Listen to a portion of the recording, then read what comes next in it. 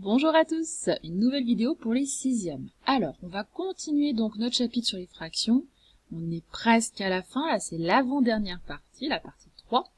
Alors, on va continuer d'abord avec les fractions égales. Alors, ce sont deux petites parties là, donc je vais vous expliquer, qui seront plus au programme de cinquième. Et je trouve que c'est important de les voir un petit peu en sixième pour que justement l'année prochaine, ça se passe beaucoup mieux. Donc là, les fractions égales, c'est quoi? Eh ben, on a une petite propriété qui nous dit qu'on ne change pas la valeur d'une fraction en multipliant ou en divisant le numérateur et le dénominateur par un même nombre non nul. Alors, qu'est-ce que ça signifie? On va regarder sur les exemples. C'est-à-dire que je peux diviser par le même nombre en haut et en bas. Ça ne va pas changer le résultat de ma fraction, la valeur de ma fraction.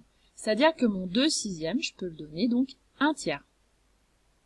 Alors, attention, par contre, on ne divise pas par un nombre égal à 0. C'est pour ça que je vous ai dit par un même nombre non nul.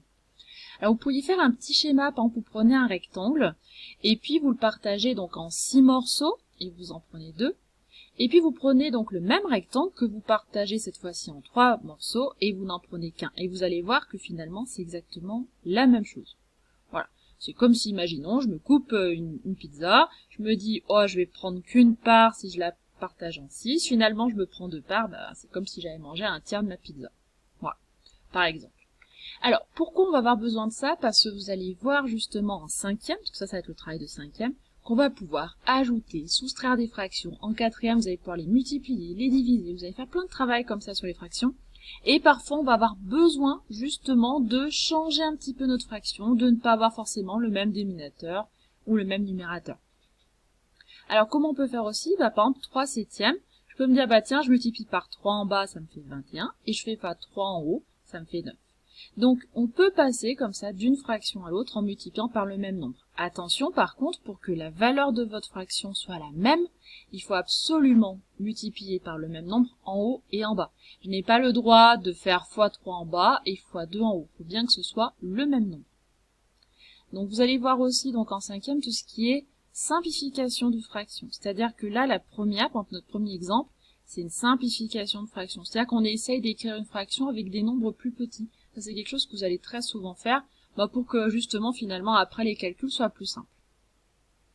On passe à l'addition de deux fractions. Alors, en sixième, on va très lentement.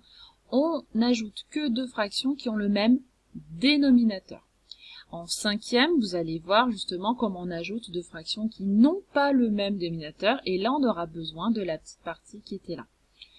Alors, comment on ajoute deux fractions de même dénominateur? C'est tout bête, on va garder notre dénominateur commun et on va ajouter seulement les numérateurs. C'est-à-dire que dans mon exemple, si je fais donc 4 douzièmes plus 7 douzièmes, attention, je ne fais pas 12 plus 12, je garde mon 12 en bas et ça me fait donc 11 douzièmes. Là, je vous ai mis une petite illustration pour celle-ci, je trouve que c'est quand même plus simple avec l'illustration. Vous avez un rectangle qui est partagé en 12 parts égales. J'ai colorié en bleu donc les 4 douzièmes, en orange les 7 douzièmes, et on voit bien que quand je fais donc 4 douzièmes plus 7 douzièmes, imaginez que vous mangez les parts d'un super bon brownie par exemple, et finalement j'aurais mangé 11 parts sur les 12. Et là vous avez une indigestion.